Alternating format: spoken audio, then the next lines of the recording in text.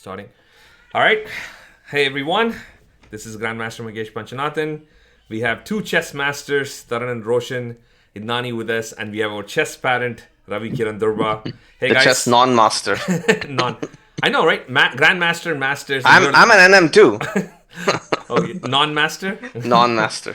So sorry, no dad jokes allowed.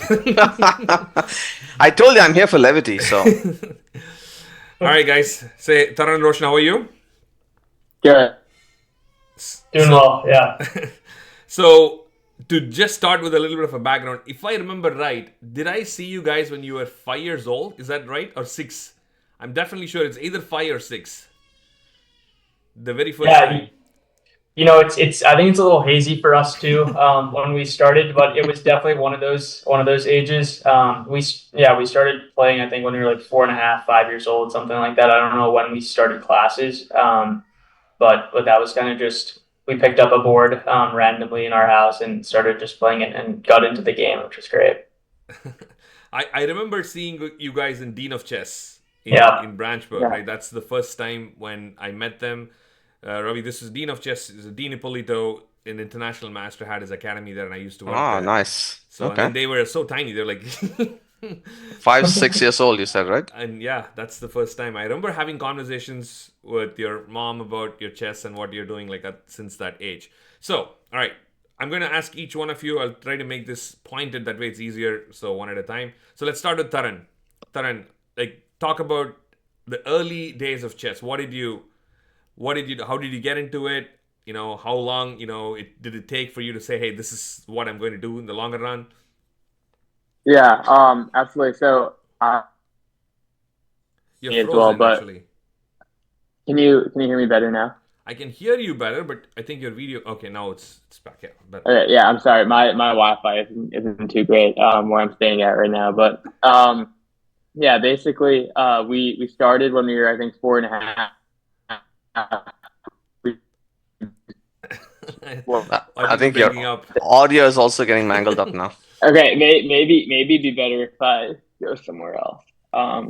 Or maybe I'll connect to my hotspot. If Roshan wants to take this question, then Okay, I I'll will. take this question. Sure, And we'll yeah. come back. Yes, Roshan, go on. Yeah, no, so essentially, and I guess mine and Tharan's stories are pretty similar in this aspect. We both started when we were, like I said, like 4.5, 5. A family friend actually gifted us a chessboard for I think our fourth or fifth birthday, and mom and dad were like, "Oh, this is too young. Like, we'll introduce them to the game a little later." But somehow me and Tharan found our way to the board, and we started playing a lot, and that's kind of how we got into it. We went to Dina Chess and started kind of taking lessons from a pretty young age. I think that by 7, 8 years old, we kind of realized that we loved the game and we were interested in it, and we definitely wanted to kind of pursue it as much as possible. So that was kind of the start of the journey. If I remember right, when you were 7 or 8, you guys were already in the top of the country. You're the top list in the country, right? Looks like Taran dropped out. Hopefully he'll come back. Yeah. Yeah, I don't remember exactly. I mean, I know Tharan when we were younger was like a lot better than me.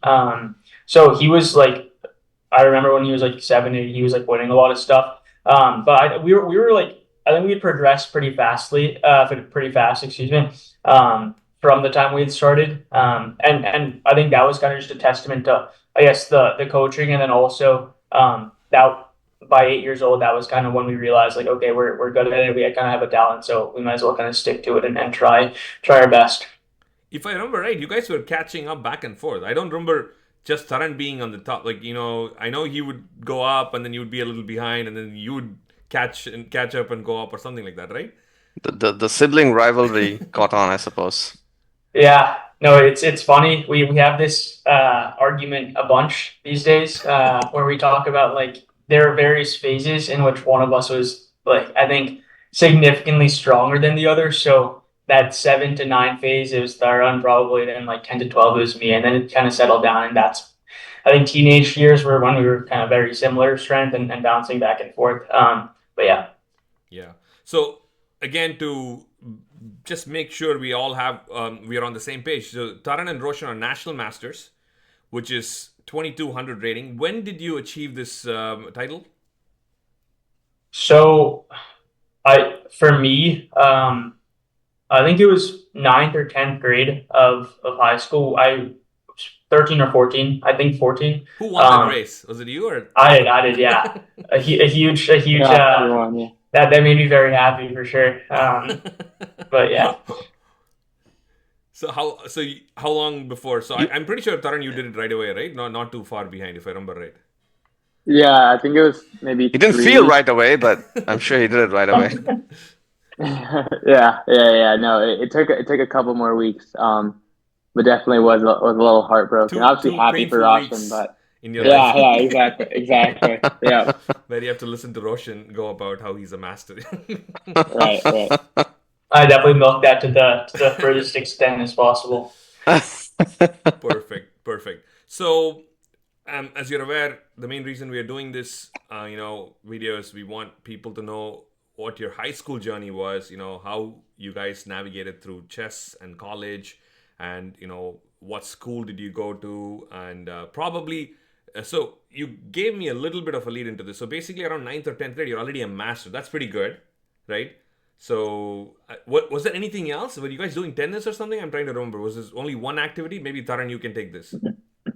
Yeah, I know. So we were playing tennis. That was mostly in the spring during like the season for school, and we'd play a few tournaments here and there throughout the summer and the fall. But we'd mostly focus on chess. I think that generally that was like our biggest thing. We were trying to play maybe 2-3 tournaments a month, and then kind of COVID hit during junior year, and that's kind of what stopped that. Oh, you guys graduated during COVID, yeah? Mm-hmm. Yeah. Wow. Yeah. Okay, that's going to be a separate podcast or to talk about. Would be an interesting experience. How do you graduate in COVID? Yes. Yeah. But do you guys used to play together all the time? Chess? Yeah, I mean, we used to play. I think our journeys were pretty similar because we would play like the same tournaments. Yeah. And because especially later on, through like in the middle school and throughout high school, where our ratings were very similar, so we ended up being, if we were playing like a quad, we'd end up being in the same section and all that stuff. We also played the same openings and we'd kind of practice together. So in that sense, like our whole chess journey was like very kind of interlocked. How was that though? How was that journey? So I know, playing your sibling could be an interesting thing in the tournament, right? How did you guys react to that? Yeah. No, it was tough the first few times because Roshan beat me. Yeah. And I remember we played this invitational, I think when we were 7 or 8 years old.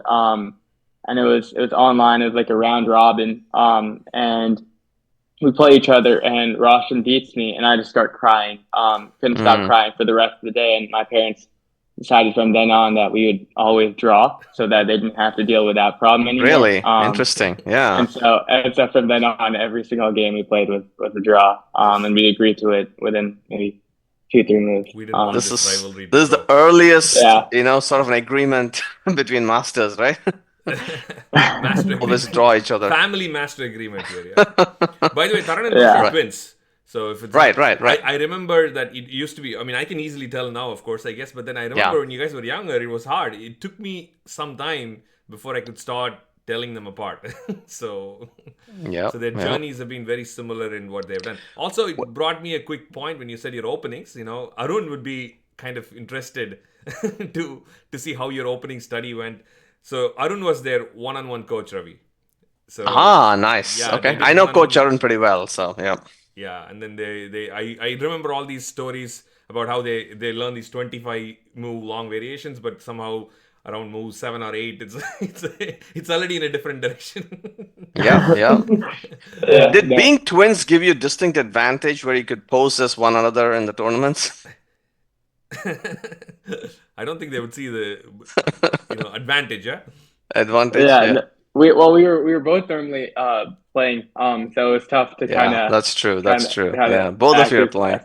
I mean, the only time I can think is if someone can get the other person into trouble seriously. I'm sure that's the only time they're going to think about doing that, I guess. Yes. Post as the other person to do something so bad that.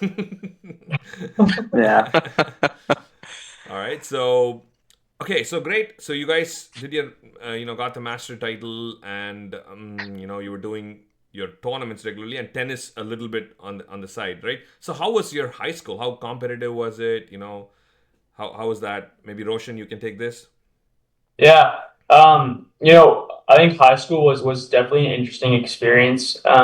Just because, you know, it was a healthy mix, I think, between chess and class and tennis and all that other stuff. I think that we tried to make sure that we could still play chess every weekend. And so that was like one of our big priorities. We wanted to make sure we didn't kind of get derailed from classes. So I think that it was a pretty healthy amount of work. Given, I mean, in full transparency, I wasn't the best student in high school, so I can't say that I studied all like the whole time. Troublemaker. Yeah. But I think that it was definitely doable to be able to balance the two things, and really try to kind of dedicate a good amount of time to both. And then that was kind of just the story throughout high school. That's nice. So, but how competitive was it? Like, for example, being there, right? One thing I'm trying to learn is actually with these calls and discussions. I'm totally new to this college application and the high school environment and everything, right? So I'm hearing a lot about this peer pressure in high school, where you have to do it now, no matter what. You're set up in an environment sometimes that you just cannot not do it, right? So is that something that you guys felt, or like how was it? I know I was there in your school teaching a few times, but yeah, I would love to hear how was that situation? I think in terms of like how competitive it was with our classmates, wouldn't say it was too bad. I think that generally we had a pretty good class, and so it wasn't as if you were people were, I guess, trying to one up each other. And also, like I said, throughout our application process was during COVID, so there wasn't as much ability for us to check in on other people. And I think that definitely played into the whole college application process. I feel like that's kind of the most competitive aspect. But at the same time, I think that I applied to a bunch of schools that I didn't get into, and a lot of other kids ended up getting into. So I think that there was kind of that competitive dynamic in terms of you have a lot of kids applying to the same schools, and so who's going to get in, who's not. But overall, I wouldn't say it was too bad. I feel like the college application process might bring out the most competition, but I think Newark Academy does a good job at trying to foster a collaborative environment. That's nice. So when did you actually start thinking about college? Which grade would you say? I know For parents are me, thinking all the time, but when did you guys start thinking? yeah. Yeah, for me, I think that I didn't really, and I'm probably a special case here, but I didn't really realize how, I guess, important like college was until, I guess, sophomore year of high school or kind of end of. I was kind of just like going through the motions, and I was like, oh, college is always going to be there because you're schooled to believe that. From family and also just from, I guess, the environment that you're in. Newark Academy tends to send pretty much everybody to like a college and a decent college too. So I think that I didn't really realize, I guess, how important one, I guess, grades were, and two, also being able to have stuff to write about in your application and whatnot. And that kind of hit me, that like light bulb moment, end of sophomore year. And I realized that I, have to work harder, and I have to kind of be better to be able to, go to a place that I want to succeed in. More interesting question. When did your parents start thinking about college? Which grade? When they brought him Probably to a better Lead of Chess question at for 5, that. right? Yeah. That's what they decided. Yeah, I'm not sure exactly when. But I don't think that they were too like they didn't put too Yeah, much pressure on us throughout the process. They were really good right. about making sure that we were applying to the schools that we wanted to apply to, and where we felt like we would succeed. So there That's wasn't great. much pressure from them, which is nice. That's awesome. So, do you guys both always knew you wanted to be in finance, or how did that decision go about? Like, how do you major? What do you want to major in? Yeah, I think that I think both of us kind of realized that we wanted to do something business related, I just see. because I mean both of our parents, like they both started out in business, and they met at like I guess, their MBA. And so I think that we kind of always realized, and we saw, our dad traveling a lot, so we kind of wanted to go into business. I think that was also at least my strength. I wasn't very good with like the STEM stuff. I definitely was like stronger with, I guess, numbers, and I thought that the business was a lot more interesting. And so I think that once I got to college, so that's when I realized that finance was cool to me, and I wanted to work within that. But I think that business, I think from early on, we also had tried to do like little like entrepreneurial adventures throughout like when we were younger and throughout middle school and high school. And so I thought that was just a logical starting point for our career. Yeah, that makes sense. Absolutely. And you, Taran? Yeah, no, similar thing. I feel like growing up, we always kind of looked to our dad, and he was traveling, always working, and so we kind of wanted to follow in his footsteps. And then I think also for me, taking like economics classes in high school was really kind of when I realized that I wanted to think more about studying economics or business in college, and so that was probably the most important factor in me deciding kind of my major. Nice. So in high school, when you guys started thinking about college a little bit, so Roshan maybe said he started thinking a little later. When I wanted to talk a little bit about the AP courses and your GPAs, like what kind of makes a big difference, right? So what kind of courses did you guys start taking and when, right? And how did that affect you guys? Maybe you can start, Taran. Yeah, absolutely. So our school was actually, it's like an IB program school, so that's like the International Baccalaureate program. It's more common in Europe and international countries. So we took I took a couple AP classes, but mostly I pursued the IB diploma, which is kind of similar to taking AP classes. And so took a lot of those classes. That was where I took like 2 economics classes where I realized that I started, liking that. And that's mostly in your junior and senior years where you take, those harder classes. So that was kind of the path that I pursued. And I think a good amount of our grade kind of pursued IB classes and in that path. That's interesting. IB classes. I don't think I have any idea about that. I barely started learning about the AP classes, so There's another acronym you have to learn now. I know. No, but so the Enloe High School here in Raleigh offers that, Magesh, the IB program. Okay. So But a how does it compare? Like, if somebody takes the IB class and someone else is taking AP courses, how they compare? That's, I think, a question for Taran and Roshan here.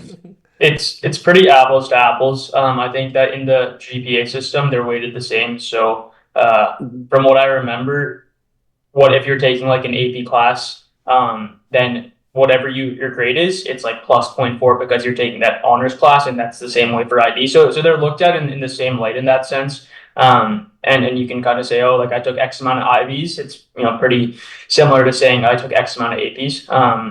And so it's kind of just like a trade-off in terms of what your school selects as what program they want to pursue and offer students. And so for us, it was primarily IB. They did have they had AP US history, which everybody takes their sophomore year of high school, and then they had various AP math courses. But in that sense, it's very similar. And the classes too are pretty similar. You have your, like Dart mentioned, your IB economics, which basically covers both macro and microeconomics, and that's very similar to your AP micro and AP macro classes. So there's a lot of kind of similarities within the two. And I think from what I understand, colleges look at them like one and the same. Same, yeah. But what about the max GPA? I know when we were talking about it last week, or like the last call we had, so someone said the maximum was 4.75. I know some cases it's 5. What is the maximum GPA you guys could get with the IB courses? I think for us, our school did it as unweighted GPA. So basically the classes that you take don't affect your GPA, like the level of difficulty or whatever they're perceived to be. And so ours was basically just out of 4. And then I guess it was more up to the colleges to determine what they thought your GPA would be based off of your transcript and your grades. But for Newark Academy, it was just out of 4. That's interesting. So it's hard to tell just by looking at GPA, because you might have taken a lot of IB courses where your actual level of course was higher than somebody else who just did academic regular courses. But if you got all your A's, you'd still end up seeing 4.0 GPA in both the transcripts essentially. Right. Yeah, exactly. Yeah, I think that that's really where the colleges come in and factor it. So I think that, for example, I don't remember my exact GPA, but I definitely wasn't, a star-studded student. So Yeah. unweighted, mine was probably like around like 3.3 or something like that. So nothing too special.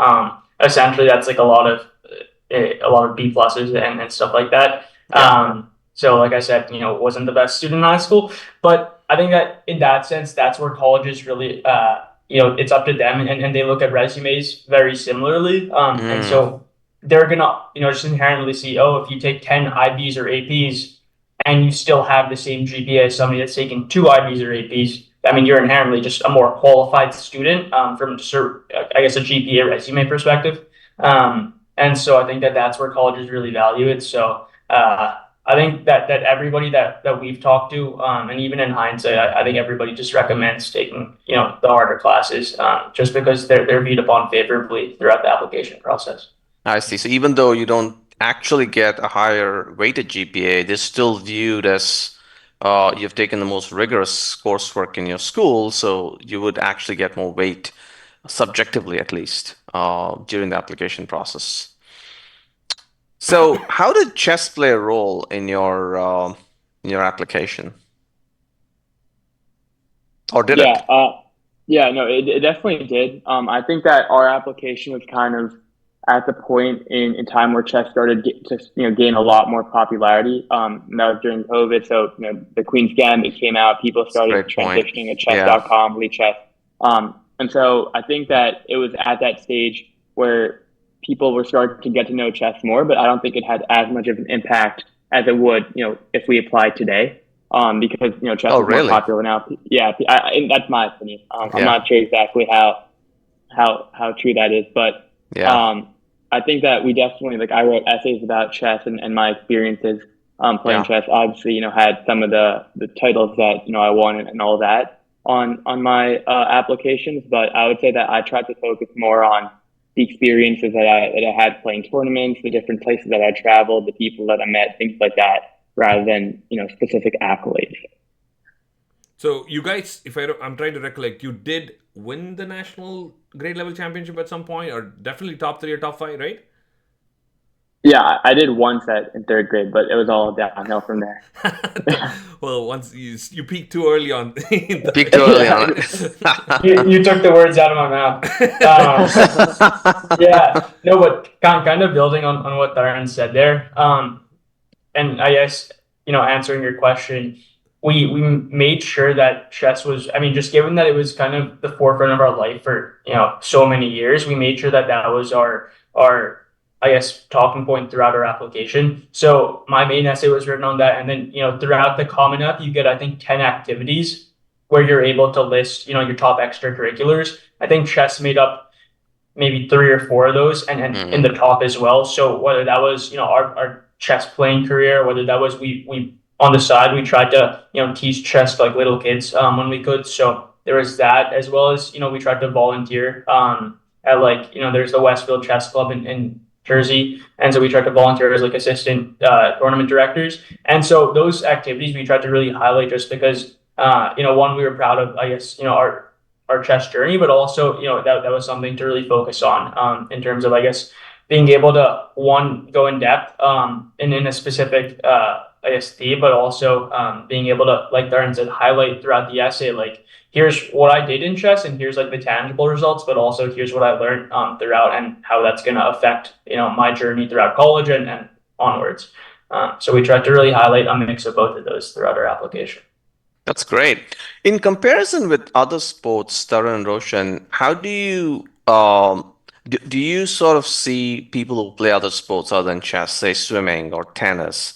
Do you think there is more opportunities for them to in this application process, or is chess viewed on the same par today? I know that, for spectator games, they have scholarships and such, which probably is lesser for chess. But in terms of admission itself, do you see any difference there? Yeah, I would say I think that there definitely is, you know, a difference. I think that, some of our friends in high school, on the tennis team, they ended up playing at different schools, D1, D3, Hmm. and so on. And so I think that that definitely helps because one, you can get recruited for some of those sports, swimming, tennis, basketball, you name it. And I don't know how easy it is to get recruited specifically for chess. A lot of schools don't have a specific chess team the way that they have other athletic programs. So I think that definitely plays a role in it.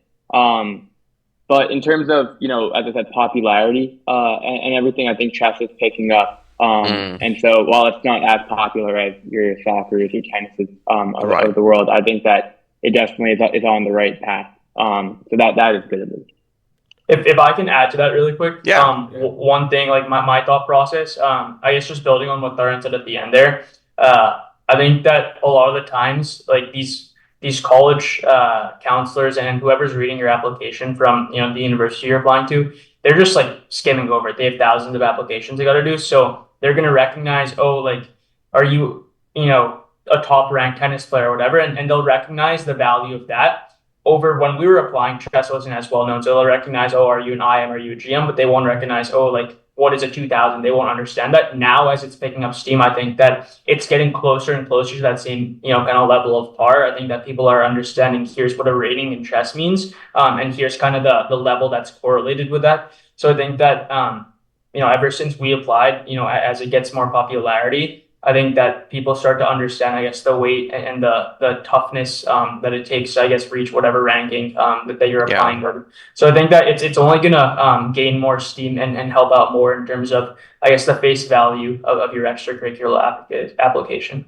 That's a great point, right? So I think there is certainly a knowledge gap between the sports from the admissions officials' perspective, right? So they understand tennis, they understand those rating, but they don't really understand how chess works. And of course, I think if there are titles involved, they probably can say, okay, so this is a title, that's great. But just by looking at the rating points, it may be difficult for them to understand what that actually means. But I think to your point, that's actually getting better, right? As it grows in popularity, they probably understand these ratings better as well. And I think the thing is, they're both chess masters, and Angelica was a chess Yeah. expert, right? If you go outside, I guess we say he's a master, she's an expert. I don't know who's a better player. That's true. Within titles, how do you sort of, yeah, exactly, If you exactly. don't play Yeah. chess, you don't know that master is stronger, right? In that. So actually, that brings Right. me to that another question on this. So I mean, this is something that I get asked quite a bit. So when you are a master, let's say 10th grade or something like that, how much did you think about pushing for the next title? Like, obviously from master to IM is a big jump. Or actually, there's FIDE master, right? So there's like 100-point jump there. How much of that would have added value to your application? So this is a question I'm getting asked all the time. How much more time do I need to put in to chess? Will it really translate to my college application, or do I do less and just focus more on the studying? I think that that's a good question, and I think that you know this, Mr. Migesh, I guess from seeing our growth interests, but we weren't, I guess, the most like driven in terms of studying off the tournaments. And I think that I would recommend, I guess, looking back, I really wished that I worked harder and pushed for a higher title. And I think that one, it would have just been great, I guess, to my morale and to feel good, like I accomplished a higher level that I thought I could. But I think also it achieves a lot in terms of, like, my previous point about the face value of your application. I think that if somebody sees and you say, oh, I'm an international master or I'm a grandmaster, they're going to immediately associate that with, okay, you're the best of the best, and you've like achieved the most that you possibly can in whatever domain you're trying to be an expert in. So I think that with the limited time that these guys have to view every separate application, the higher that you're able to kind of portray your ranking and whatnot, the more favorable it plays for you. So I think that looking back, it would have helped a lot. And I think that you also see a lot of these top players that are IMs and GMs that were our year, like they're going to tremendous universities, and I definitely think that chess played a big part in terms of them recognizing like how smart these kids are. Yeah, no, I think that's a great point. So I wonder, because international and grand, adding that to the master makes it quite obvious, right? The level of the players. FIDE, I'm not sure if that means anything to them, right? So, FIDE master or chess master, yeah. chess master. So I think it's interesting, yeah. It's probably just a gap in their understanding in terms of what these titles mean. But I'm actually happy to hear that because, in fact, Roshan, you're probably the first one who's saying that this is actually going to matter more because Yeah. the more and more we've been talking to kids in the application process, the less and less I've started to believe that some of this title makes a big difference. For the same fact that you were saying that they have a few seconds to look through this, right? I'm curious to know what Taran, do you think the same way? Like, do you think that, an extra 100 points or a FIDE master, like, would make a difference in this application process? Yeah, so I'm not sure exactly what like the line is in terms of how much each title will correlate to what they think and on what they perceive it in terms of strength. But I definitely think that IM and GM are kind of way above national master, expert, FIDE master, and so on. And I think that as Roshan said, a lot of kids in our grade and people who we know through the chess community who got those titles are at some of the top universities in the country. And so I think that that speaks for itself. I don't think that chess is the only thing that got them there, but I think that it definitely must have played a big factor. Oh, is it just me or we lost him? Given how much to get to that title, so I think that it is. I'm sorry again. This is No problem. I really think really cutting in and out here. If some college kid is or if high school kid is watching this, and you were supposed to give the biggest wisdom drop, and you missed it. yeah. Their life-changing few seconds, like, you got cut out. Yeah. No, but I definitely I would echo what Roshan says. And I think that it is one of my regrets as well, not pursuing something more. I think that kind of got cut off by COVID, but I also think that I would have had to have more inner drive at the time to study off the board, to read books, and to actually do preparation. And that's something that I wish I would have done. So just to clarify, having been your coach, having taught all these classes, of course, yes. I'm always thinking that you guys should have pushed yourself a little bit more. But you guys had so much passion, and I always loved teaching you guys because the class was always fun, right? I have never ever seen you guys come to a chess class feeling like it's one more class. Never, right? So I think you had a lot of fun and you had a great experience and you did achieve a good title. So of course, definitely, I'm not going to lie, I would have wanted you guys to work more and get to a higher title, because I know you guys definitely had it. So there's no questions about that. But just to clarify, I think you had a lot of passion, had a lot of fun. That was good, yeah. So yeah, okay, so good. So that's that. In terms of college applications, I know, Taran, you mentioned that there were a few top choices for you, and then you went chose you're in Carnegie Mellon now. So what were your choices, or what made the difference, and eventually how did you actually end up here? Yeah, absolutely. It was kind of like whatever I got into. I kind of said, screw it, I'll just apply to every single school out there. Yeah. So I think I applied to some 20, 25 universities, all the Ivies, Duke, U Chicago, UVA, basically everywhere. And so, saw a lot of rejection emails. But I think that at the end of the day, everything works out the way it's supposed to. I'm really happy at Carnegie Mellon.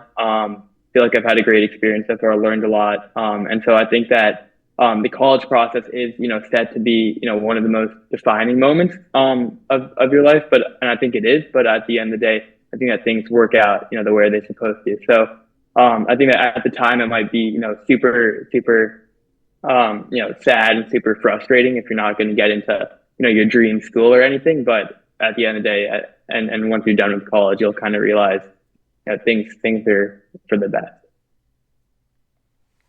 That's good. Things work out for the best. Things work out for the best. That's a nice thing. Any other questions, Ravi? I think we got some of the main points and how they navigated through this, which is nice. I think we did, and I know we are, I think, 5 minutes over time from the scheduled time. So, no, any final thoughts that you guys might have? I mean, I guess just for me, like to wrap it up, I think that like chess as a whole is definitely a very rewarding journey. And looking back on it, it's like a lifelong skill that you're able to carry forward, which is great. And I also think that earlier on, it didn't have, kind of like echoing what we've talked about earlier on, it didn't have as much, I guess, tangible value in terms of a college application. But as it grows in the next 5 to 10 years, like we're going to see, hopefully we're going to see this like kind of on the same level in terms of recognition as a lot of, the other mainstream sports. And I think that for anybody that is like in middle school or high school, I think that like the further you push and the further you kind of just have fun with it is going to help you out in the long run. Awesome. Great. I would Go on. my bad. Let me cut you off. I would also add, I agree with everything that Roshan said, but I also add that, chess brings you a lot of experiences that I don't think that you would get in some different sports. We've had the opportunity to travel to different countries, different states around the country, playing chess. And so you get a lot of these experiences. You meet new people, you experience new cultures. Lost you briefly again. The wisdom and the final thoughts is also being cut off. Yeah. Sorry about that, but definitely think it's a great journey. Yes. Thank you guys. This is fantastic. It's good to see you guys after a long time. And of course, I'm hoping to keep seeing you guys in the Amateur East team tournament. So this is great. Thanks for joining us, having this discussion. Like I said, students, I mean, I keep getting asked quite a bit about how this process is. I learned something new today, IB courses. I had no idea that existed. So well, I also learned that, I didn't know this before, that, you don't have to wait. So all the courses doesn't have to be weighted. Yeah. So the GPA can just be on this. So new things for me. So I'm hoping that others are also learning from this. So thank you guys. Thank you. It was great talking to you guys. Likewise. Thanks, guys. Thank you both. Yeah. Thank you all.